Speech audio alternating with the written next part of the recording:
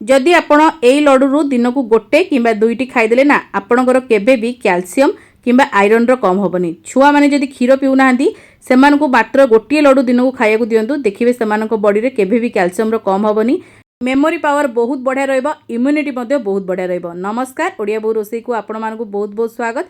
आज आमे बनेबा मांडियार लड्डू। सेथिपई एठी देखुनु किछि ड्राई नट्स आउ ड्राई सीड मु नेइछि, जेमति कि एठी आलमंड नेइछि, काजू नेइछि, किसमिस नेइछि, किछि पंपकिन सीड नेइछि, तापर एठी वालनट नेइछि, तापर एठी सनफ्लावर सीड नेइछि, मेलन सीड नेइछि, ता सहित राशि किछि रखिछि आ गुजराती गुंड रखिछि। आपण पाखरे जेकोसी ड्राई फ्रुट्स थिबा आपण नै परिबे।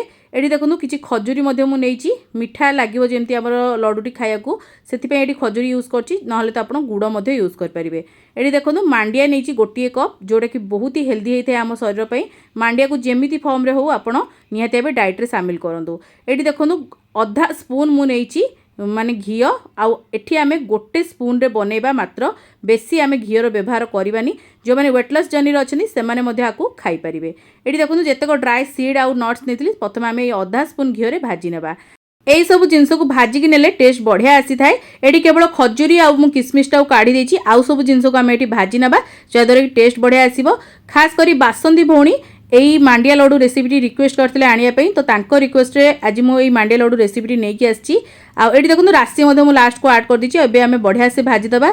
आउ से कही जे कम घी बनवाई, तेणुक आज मात्र गोटे स्पून घी मुझे बनाऊँगी। आउ एमती देखिए मांडिया लड्डू जो मैंने बनाती पूरा अध कप खंडे घी व्यवहार करती, जोटा कि बहुत तेलिया तेलिया हो जाए, खाइबाकू जमा माने भल लगे, मुह बांधिला भाया लगी था।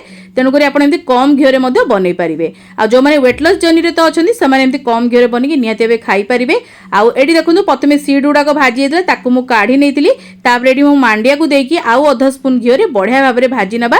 सब जिनस को आम लो फ्लेम रे भाजीबा, मन रखिए हाई फ्लेम करेनि। लो फ्लेम रे भाजिले धीरे धीरे भाजी हम, तार बास्नाटा बहुत बढ़िया आसीबो। आपण माने मांडियार आउ कोन रेसिपी सब देखिया को चाहूँ जदि कमेंट सेक्शन में लिखिए। आगुरी भी मो चैनल में मुझे बहुत प्रकार मांडियार रेसिपी शेयर करछि, जदि ए जाय देखि नांती निहाती डिस्क्रिप्शन चेक करेंगे। एठी देखो मांडिया हमर भाजी जाइतला, एबे आमे आको ठंडा पई काढी नबा गोटे जगह को।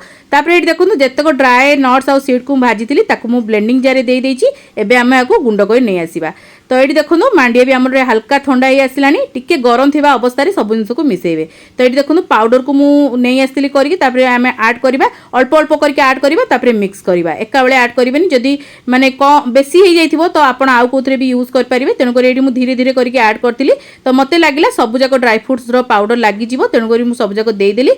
आ एठी मु भलो भाबरे मिसेई दोउची। आ टिके गरम अवस्था रे सब जिनस को मिसेई देले हमर बहुत बढ़िया भाबरे लड्डूटा बांधी हबो, कारण हम एठी कोनोसी गुड़ किंबा चीनी व्यवहार करवानी।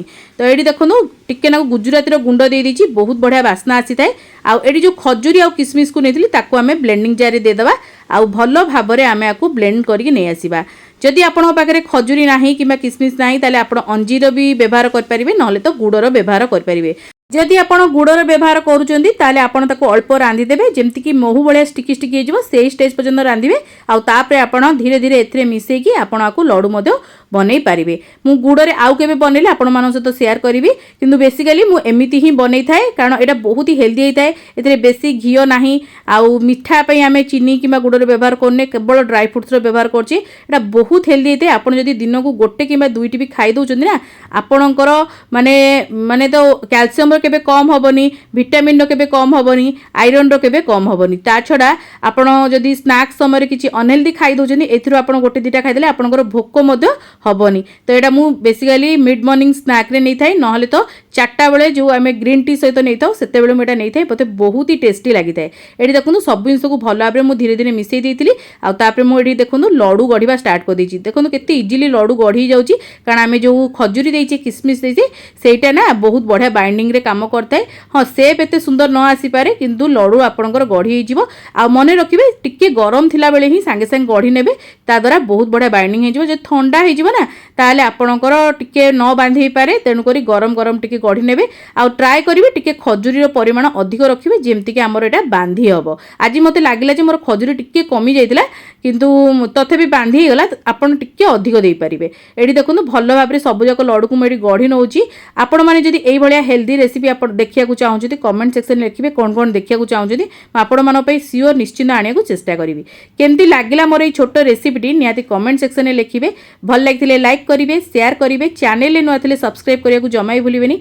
फेसबुक पेज जदि भिडियो को नुआ कर देखुं पेज को फॉलो करने को भूलिए, लाइक शेयर करेंगे, कमेंट माध्यम आपंक मतामत को शेयर करेंगे।